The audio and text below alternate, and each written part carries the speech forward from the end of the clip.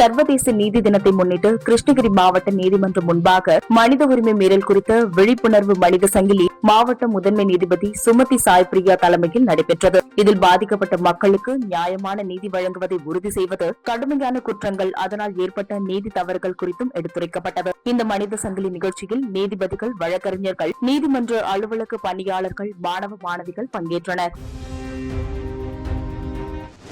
தஞ்சாவூர் அரண்மனை வளாகத்தில் 10 நாட்கள் புத்தக திருவிழா நடைபெறுகிறது. 113 அரங்குகள் அமைக்கப்பட்டுள்ளது. இதில் புகழ்பெற்ற எழுத்தாளர்களின் கதைகள், புதினங்கள், வரலாறு நாடகங்கள் என லட்சத்திற்கும் மேற்பட்ட புத்தகங்கள் இடம்பெற்றுள்ளன. மேலும் மாலை நேரங்களில் தலைசிறந்த பேச்சாளர்களின் கவியரங்கம், பட்டிமன்றம், கருத்தரங்கம் உள்ளிட்ட கலை நிகழ்ச்சிகளும் நடைபெறுகின்றன.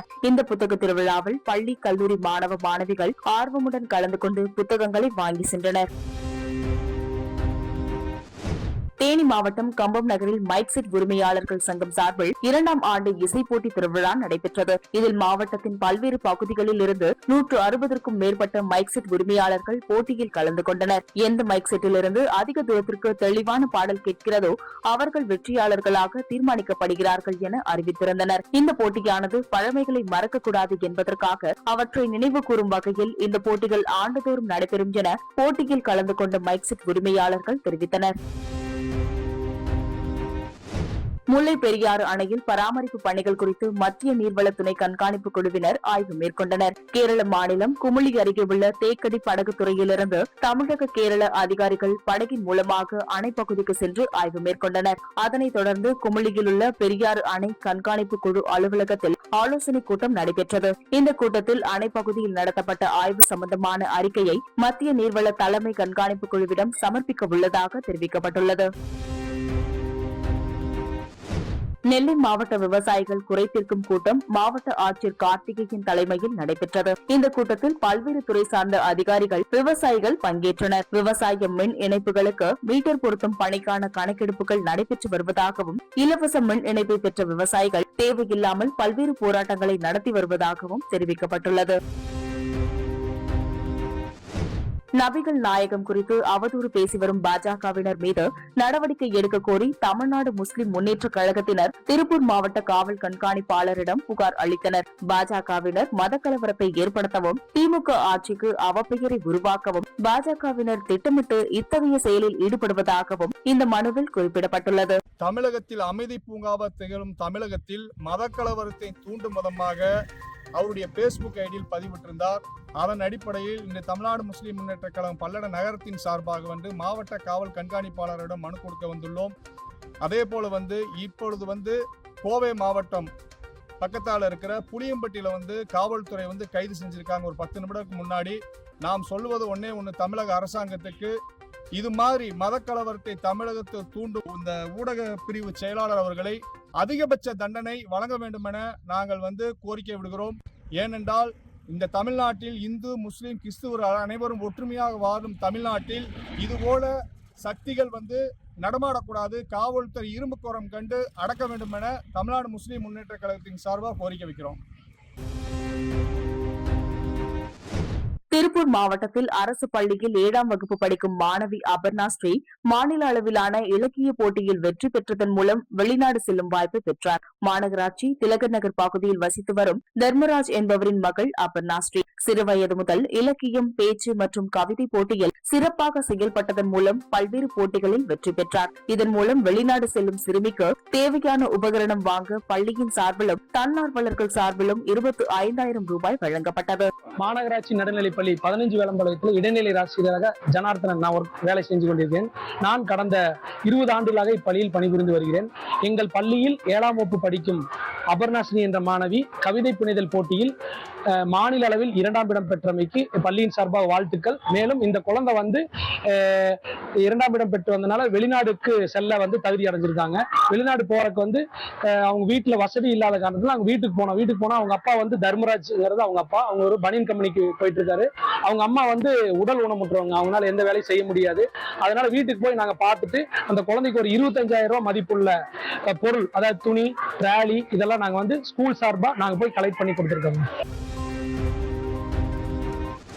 புதுச்சேரி நயனார் மண்டபம் நாகமுத்து மாரியம்மன் கோவில் 41ஆம் ஆண்டு செடல் உற்சவத்தில் ஆயிரக்கணக்கான பக்தர்கள் கலந்து கொண்டு அலகு குத்தி தங்கள் நேர்த்திக்கடன் செலுத்தினர்.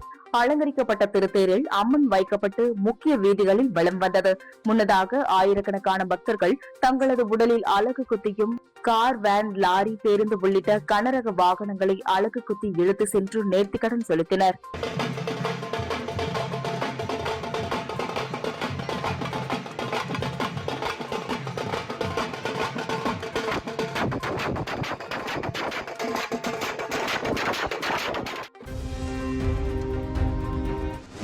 திருச்செந்தூர் சுப்பிரமணிய சுவாமி கோவில் கடற்கரையில் அமைந்துள்ள ஐயா வைகுண்டர் அவதார பதியில் ஆடி திருவிழா கொடியேற்றம் நடைபெற்றது. கொடிமரத்தில் கொடியை வள்ளியூர் ஐயா வழி அகில திருக்குடும்ப மக்கள் சபை தலைவர் தர்மர் கொடியேற்றினார். விழாவின் சிகர நிகழ்ச்சியான தேரோட்டம் வருகிற 29ஆம் தேதி நடைபெறுகிறது. இந்நிகழ்வில் ஏராளமானோர் கலந்து கொண்டு திருத்தேரினை வடம் பிடித்து இழுத்து சுவாமி தரிசனம் செய்ய உள்ளதாக கூறப்படுகிறது.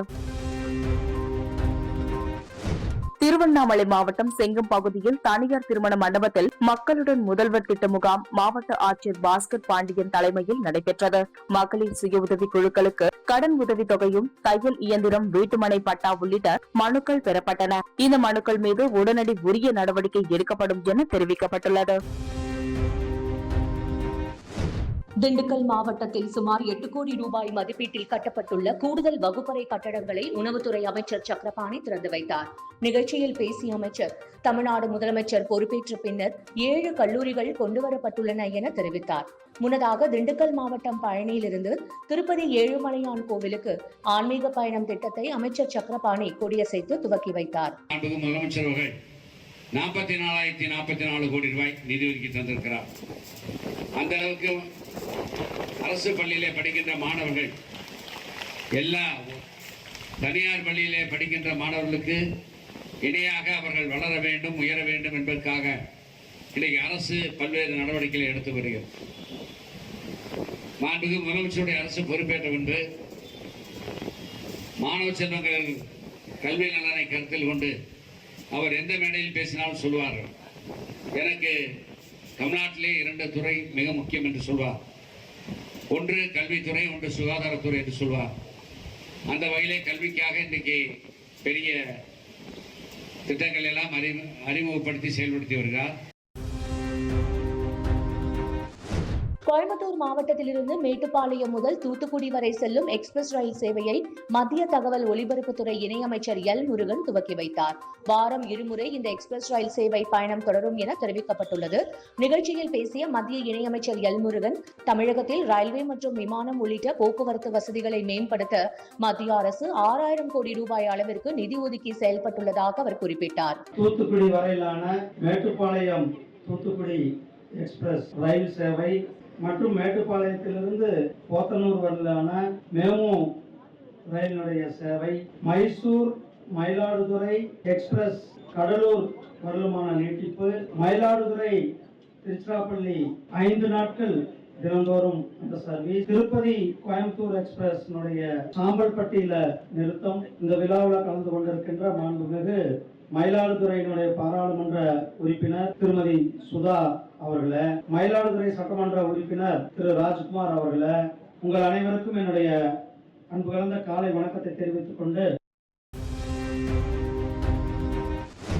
ஆலந்தூர் மற்றும் பல்லாவரம் சட்டமன்ற தொகுதிக்கான வளர்ச்சிப் பணிகளை 1 வருடத்திற்குள் முடிக்குமாறு கூடுதல் மாவட்ட ஆட்சியரிடம் அறநிலையத்துறை அமைச்சர் சேகர் பாபு அறிவுறுத்தினார். சாலைகள் மற்றும் பூங்காக்களை மேம்படுத்துவதற்காக சென்னை பெருநகர் வளர்ச்சி குழும திட்ட நிதியிலிருந்து 11,37,25,000 ரூபாய்க்கான நிதி காசோலையை செங்கல்பட்டு மாவட்ட ஊரக வளர்ச்சி முகமை கூடுதல் ஆட்சியர் அனாமிகா ரமேஷிடம் சென்னை பெருநகர வளர்ச்சி குழும தலைவரும் அமைச்சர் சேகர் பாபு வழங்கினார்.